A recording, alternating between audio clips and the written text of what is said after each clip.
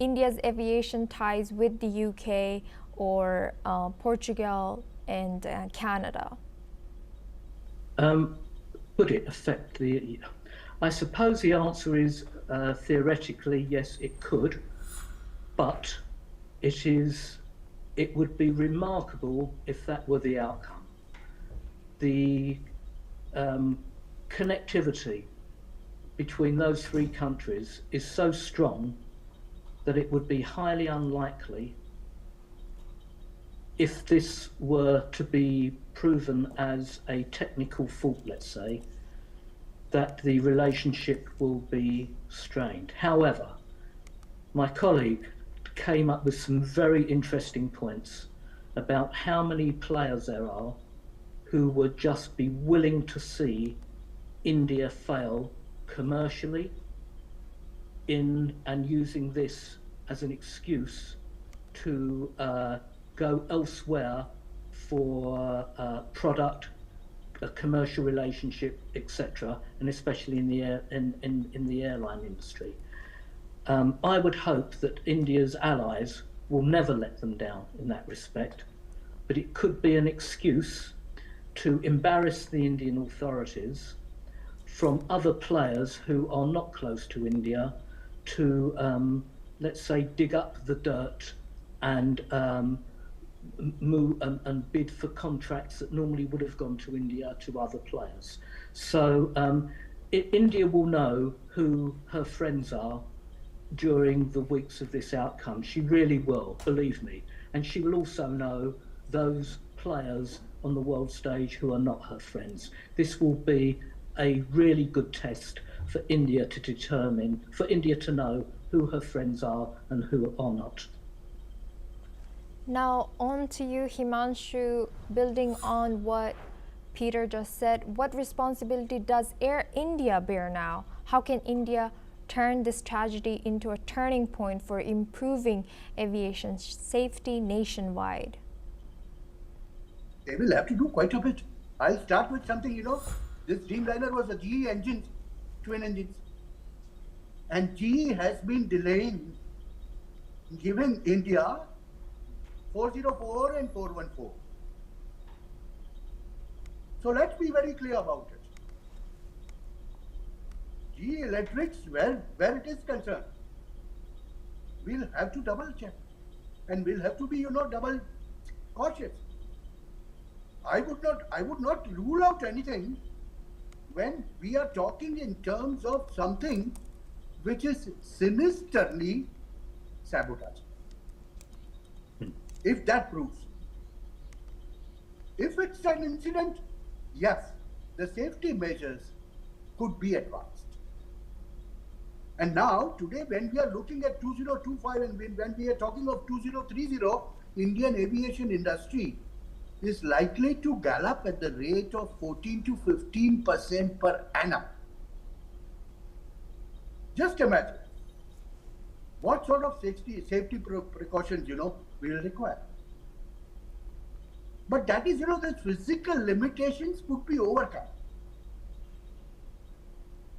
But in a world of geopolitics and real politics, there are differences.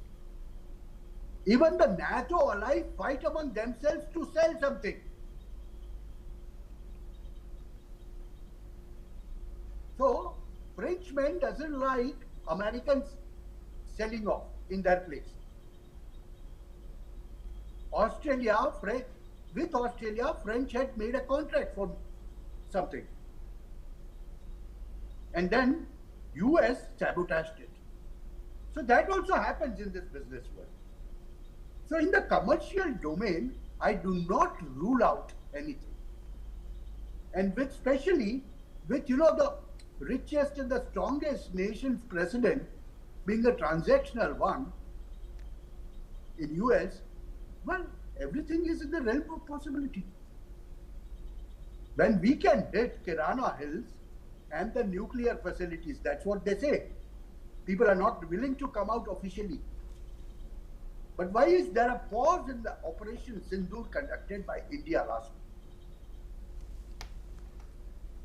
So quite a few things are happening. I only wish This incident is just a one-off incident of an accident. That's all I will say. Agreed. Now, our respected guests, you will stay with us. We have another breaking news. The government of UK has said that the UK Air Accidents Investigation Branch, AAIB, has formally offered assistance to the Aircraft Accident Investigation Bureau in India. The UK AAIB will have expert status in the Indian safety investigation. This is in accordance with ICAO Annex 13 because UK citizens were on board the aircraft, and we are deploying a multidisciplinary investigation team to India to support the Indian-led investigation. Now we're going back to our guests. Peter Baum, he's a foreign editor. He's joining us live from London, and Himanshu Bhatt, he's a senior journalist joining us live from India. On to you, Peter. What should coordination between India and the UK look like going forward, not just in terms of rescue, but accountability, now that also keeping in mind the latest news that has just come in, that there will be cooperation? Yes, an excellent question. And this goes back to the point that I originally made when we were talking. And I see my colleague is laughing because I know that he and I are thinking exactly on the same page as this. It's quite remarkable. You have two guests on that are thinking very much alike, and we've not spoken to each other ever. So let me tell you, it's clear that the British government are following normal protocol. This would be absolute procedure, sending out an independent investigative team of British technicians and engineers because there are British nationals on board to find out what was going on. That is just normal, and any other nation state would follow the same protocols and procedures. That's for sure.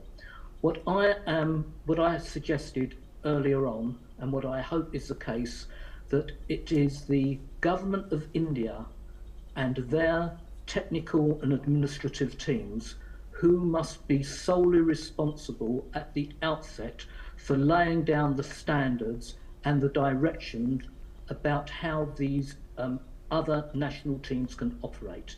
And they can only operate under the direction of the nation state whose airline it was and on whose territory the airline crashed, and that is India. Once you get other players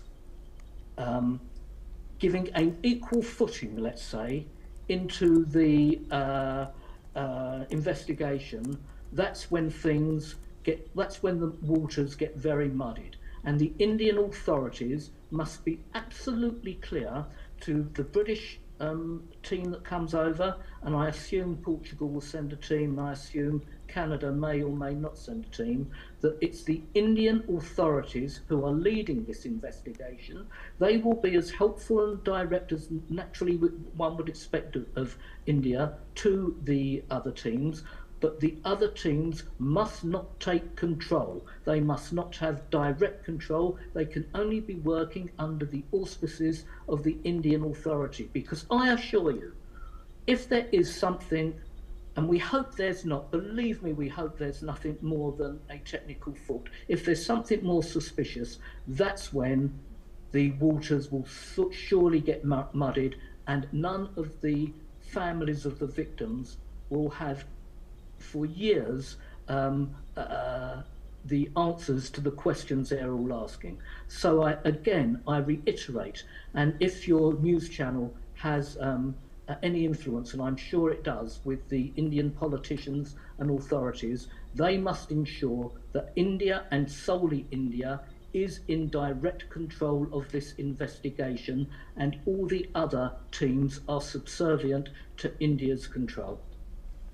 Thank you. I don't think I can say it any clearer than that. If I do, I'll start getting upset. But that's and I'm sorry. I don't mean to be mocking, but I've seen the way these investigations have gone previously, and India must take direct responsibility.